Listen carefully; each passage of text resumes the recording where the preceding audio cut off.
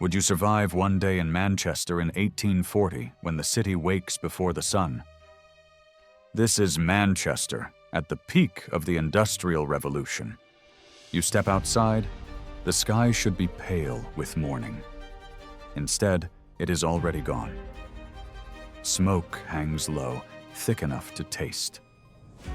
Somewhere ahead, a bell rings. Today, you are walking into one of the world's most influential industrial cities. 3 stops: mill, streets, cellars. Each step makes the city heavier. You walk because everyone else walks. The movement does not feel like a choice because the street itself seems to lean forward, carrying your body along with hundreds of others who already know where they are going. Brick walls rise on both sides, tall and close, their surfaces darkened by years of smoke and rain, their windows glowing faintly even at this hour, already awake. The ground vibrates under your feet, not enough to frighten you, but enough to remind you that something powerful is working beneath the city. When the bell rings, sharp and metallic, it cuts cleanly through every other sound.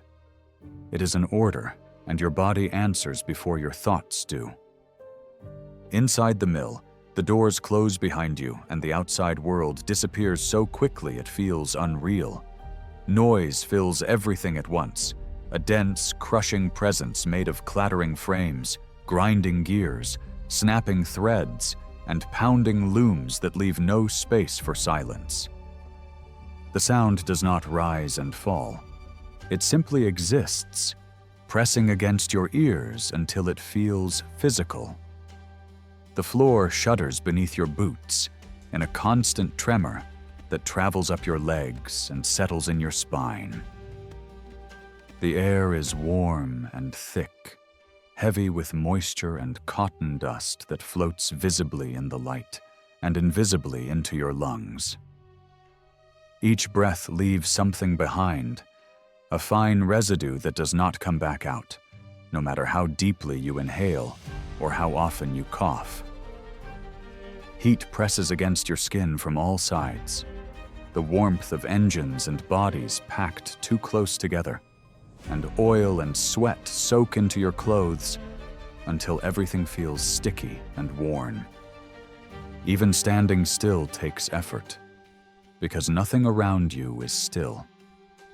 The hours stretch forward without clear edges. 12 passes, sometimes 14, sometimes more. Time here is measured by fatigue, by the dull ache spreading through your legs, the stiffness in your shoulders, the growing weight in your chest. The machines move faster than bodies ever could, and you learn quickly that keeping up is not a matter of pride or discipline, but survival.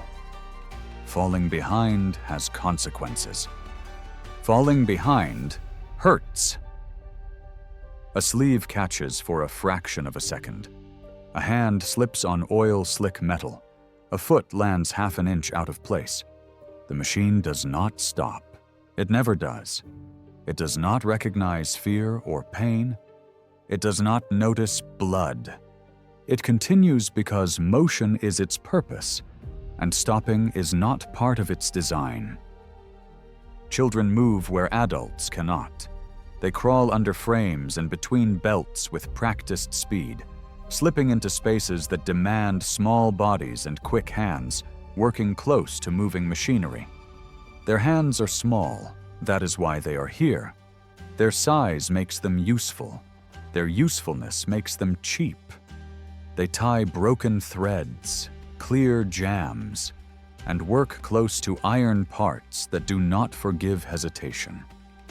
Many will carry the mill inside them forever, in lungs that never fully clear, in backs that bend too early, in the slight trembling of hands even when they are at rest.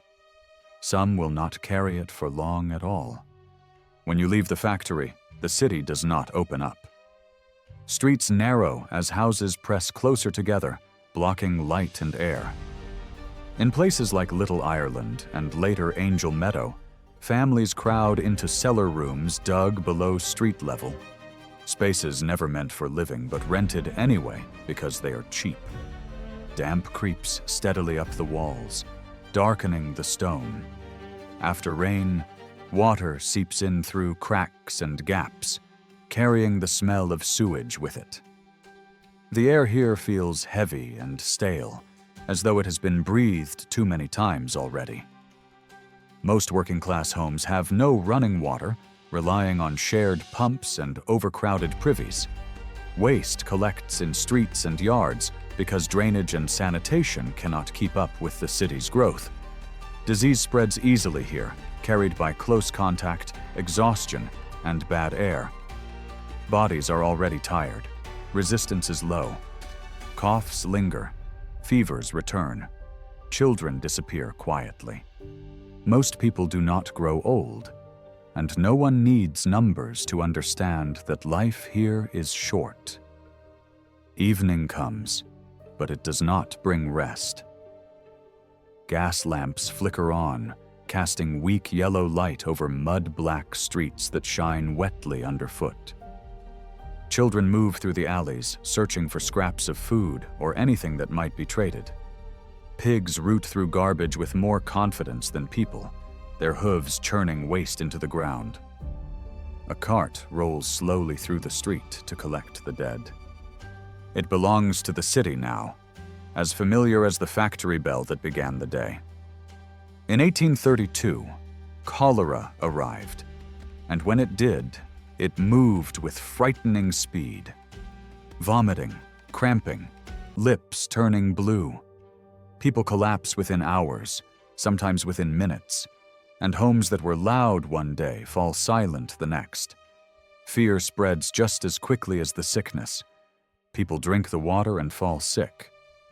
Rivers carry waste back into the houses that drink from them, and there is nowhere else to turn. Some homes are marked, and streets try to keep distance. Those with money leave, moving uphill or out of the city entirely. Those without stay behind and die. How do we know this?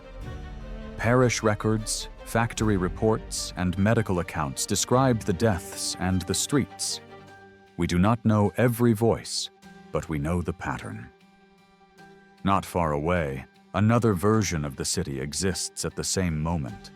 The ground is higher there, the streets are wider, houses stand apart with lawns in front. Breakfast is hot and dry.